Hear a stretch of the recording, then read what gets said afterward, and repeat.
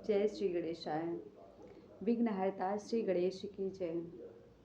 विघ्नहर्ता श्री गणेश सभी के विघ्नों को दूर करें, सभी के दुखों को दूर करें, सभी की समस्याओं को दूर करें, क्योंकि वह विघ्नों को दूर करने वाले और सुखों को देने वाले, अज्ञानताओं को दूर करने वाले, बुद्धिता के देवता हैं। तो सभी के सारे विघ्नों को श्री गणेश जी हर लें, ऐसी प्रार्थना है। क्योंकि कौन चाहता है कि विघ्नों में रहें? कोई चाहता है क्या? या कौन चाहता है कि हमारे चारों तरफ समस्याएं रहें? पर विघ्नहर्ता भी उन्हीं के विघ्नों को दूर करते हैं जो पूर्णतः अपने विघ्नों को दूर करने के योग्य हो, सक्षम हो।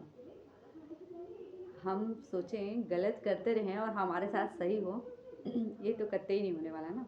प्राकृतिक का नियम है, हम जो देंगे वो हमें मिलेगा और मिलेगा ही मिलेगा।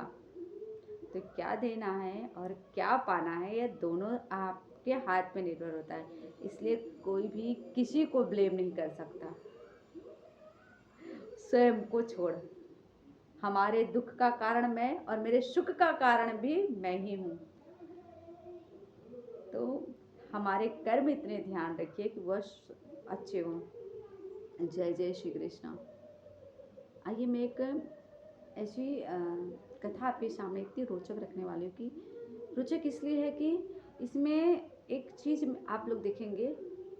आज व्यक्ति जितना संपन्न रहेगा, जितना संपन्न है व्यक्ति, वह उतना ही अंदर से कटुक भी है।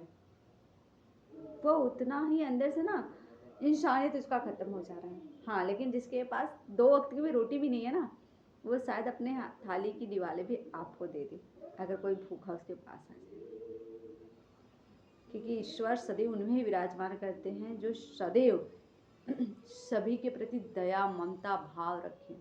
स्वयं के प्रति तो सब रखते हैं, स्वयं के दर्द का महसूस तो होता है, पर जो दूसरों के भी दर्द का महसूस उतनी गहराई से करे, समझ लीजिए सच में ईश्वर की कृपा है उन पे। आइए कथा कहानी के माध्यम से समझते हैं। बड़ी प्यारी सी कथा है।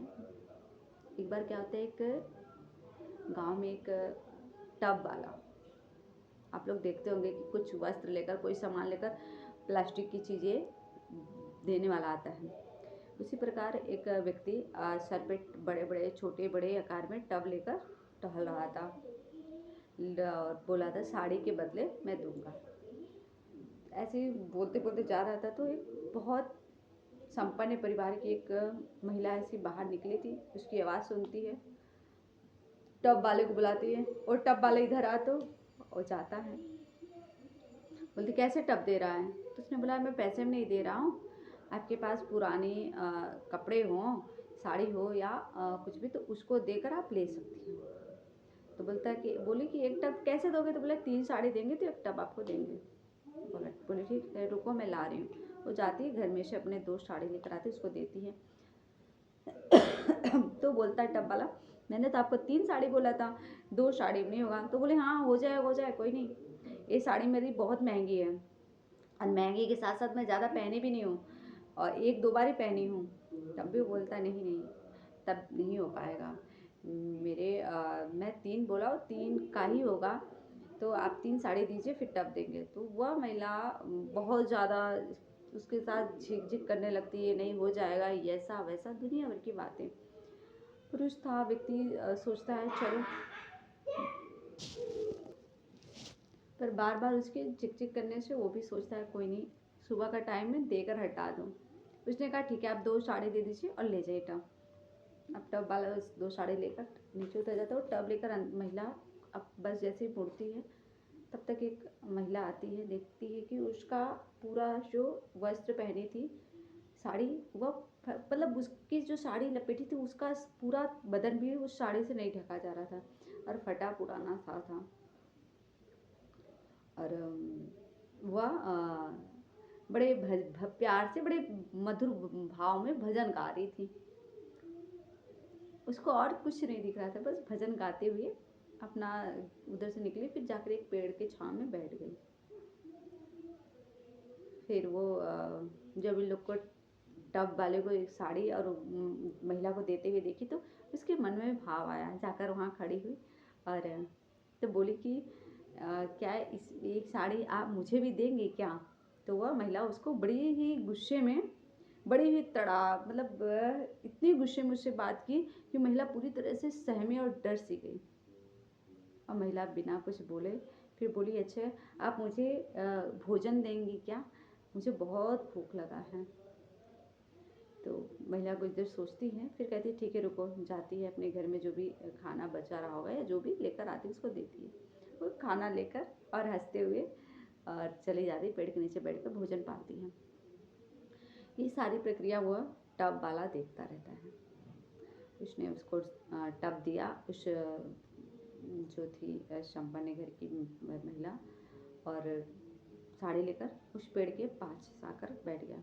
उसको पेड़ के पास जाकर बैठते हुए देखी जो महिला टब ली थी, तो वो कुछ देर ठहर गई तो क्या देखती, जो उसने साड़ी दिया था, दो साड़ी देकर उसने टब लिया था, वह पुरुष ने वही 2 साड़ी में से एक साड़ी निकाल के उस स्त्री को दे दिया, जो उसके दर पे भोजन और साड़ी की मांग की कि मेरा तन ऐसे है, आप दे दीजिए। तो जब वो पुरुष दिया तो पहले वो मना की, नहीं आप मुझे नहीं दीजिए। तो बोला आप ले लीजिए, आप जो भजन गा रही थी ना वो मुझे बहुत अच्छा लगा, इसलिए मैं आपको ये साड़ी दे रहा हूँ।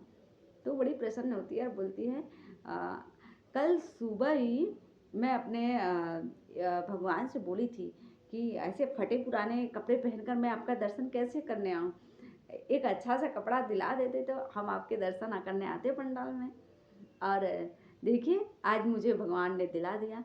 ये सब परोपकार, सब उपकार, सब मेहरबानी सब मेरे ईश्वर की है। इतना मुझसे प्रेम करते हैं कि मेरी बात तुरंत सुन लिए, और उसके इस भाव में, इस लहजे में इतना मधुरता था कि उसकी आंखों से बस आंसू टपक रहे थे। वो साड़ी पकड़ी थी और उसके इस भाव को देखकर वो टब वाला भी रोने लगा, और वो महिला अपने अंदर एकदम गलानी फील करने लगी कि मेरे पास सब कुछ संपन्न होने के बाद शायद यह भाव नहीं है, शायद उस टब की तरह मेरा हृदय उदार नहीं है।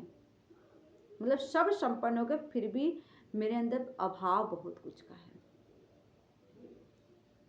जय जय विघ्नहर्ता श्री गणेश की। तो मेरा कहने का तात्पर्य बस ये है कि बड़ा वह नहीं जो धन धान ऐश्वर्य से परिपूर्ण है, बड़ा वह है जो यहाँ से बड़ा है। कहे ना, दर्द जब किसी का समझ में आ जाए, आप मरहम कर ना पाए कोई नहीं, लेकिन उस दर्द का नमक ना बनिए। कहानी यदि अच्छी लगे तो कमेंट में ज़रूर लिखिएगा और अपना भी राय ज़रूर बताइएगा। और आपके प्रभाव, आपके कुछ ऐसे रोचक बातें और घटनाएं हो तो उसको ज़रूर साझा कीजिएगा। और जो मैंने घटना बताई वह समझ लीजिए कि काल्पनिक नहीं है, वास्तविकता में कहीं की घटना आपके सामने रखी हूँ। तो जय शिव शंभू, जय जय महाकाल, राधे राधे।